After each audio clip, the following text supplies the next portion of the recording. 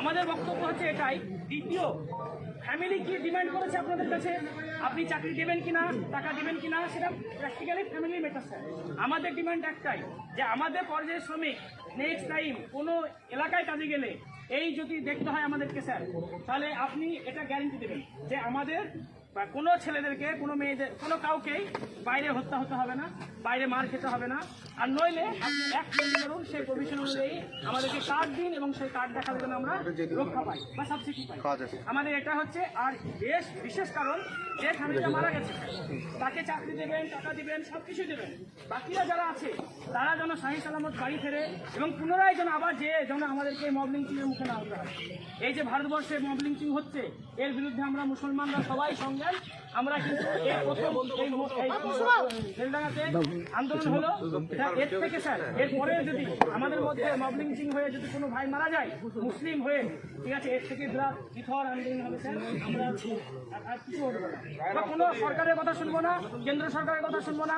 আমরা যা পারি আইন হাতে নিয়ে যদি মরতে হয় আইন হাতে নিব, মরবো, কিন্তু স্যার জায়গা ছাড়বো না। কারণ আমরা মুসলমান।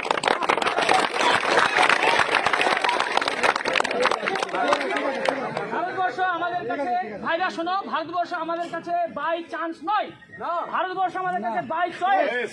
এই হচ্ছে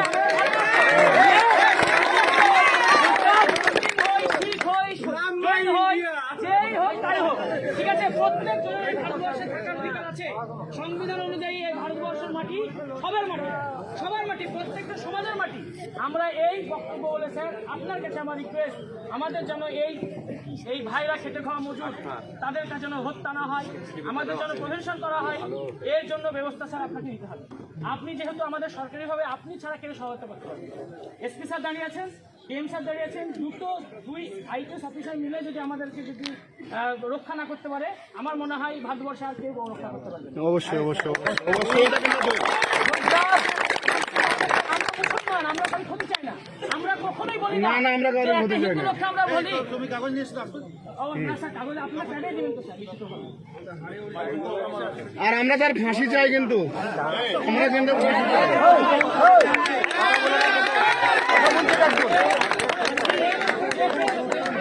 আমরা কিন্তু ফাঁসি চাই।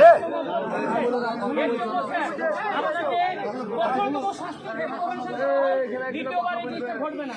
আমরা দেখছি কোন হিন্দু যদি কোনো মুসলমানকে মারা হচ্ছে, বিজেপি সরকার তাকে গলায় ফুলের মালা দিয়ে, তাকে চাকরি দিয়ে আরো উপরে উঠানোর একটা চেষ্টা, মব লিঞ্চিং যেন বাড়ে। এই কারণে আমরা মব লিঞ্চিং এর বিরুদ্ধে। স্যার আপনি যা বলবেন বলুন স্যার, আজকে আমাদের কিছু বলছি, আজকে আমাদের কমের কি অবস্থা।